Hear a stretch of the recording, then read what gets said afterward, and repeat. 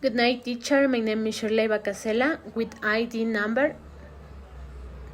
And today I am going to talk about plagiarism, its types and characteristics. In the first place, I am going to talk about what plagiarism is. From my perspective, this is a form of academic dishonesty that occurs when someone uses another person's ideas, words, or work without giving proper credit. It's like stealing knowledge and presenting it as your own. Sometimes it's done out of ignorance or time pressure, but it's still wrong. Likewise, the author Reyes 2009 points out that plagiarism is the use of ideas or works of others, published or not, without recognizing their authorship, presenting them as their own. Importance and prevention. Knowing and learning about plagiarism, it's fundamental to be a responsible and ethical writer. This helps to value the work of others and avoid serious consequences such as loss of credibility, academic sanction, or even expulsion. Now, to prevent plagiarism, it's important to cite correctly.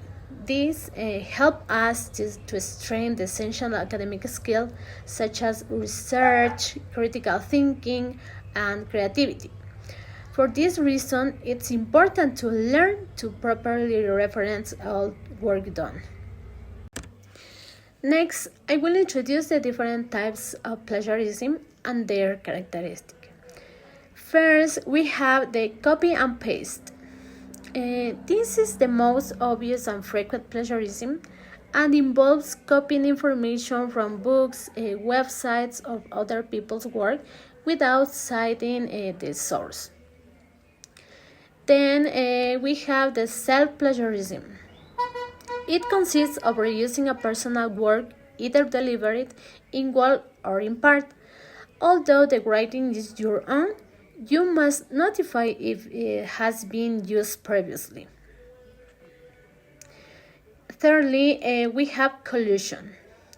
This occurs when two or more people submit individual papers that are the same or very similar.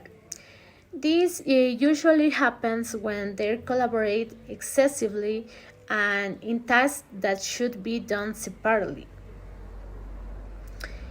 Next, we have cloning. This is based on copying all the work of another person, changing only the name.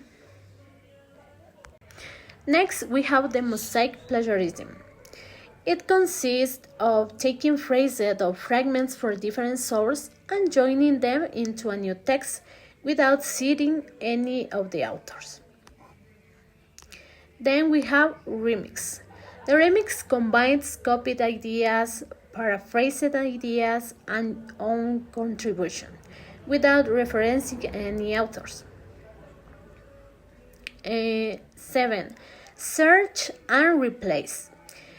It based on copying a text where only some words are changed for synonyms, leaving the rest in the same form. And finally, we have the verbatim.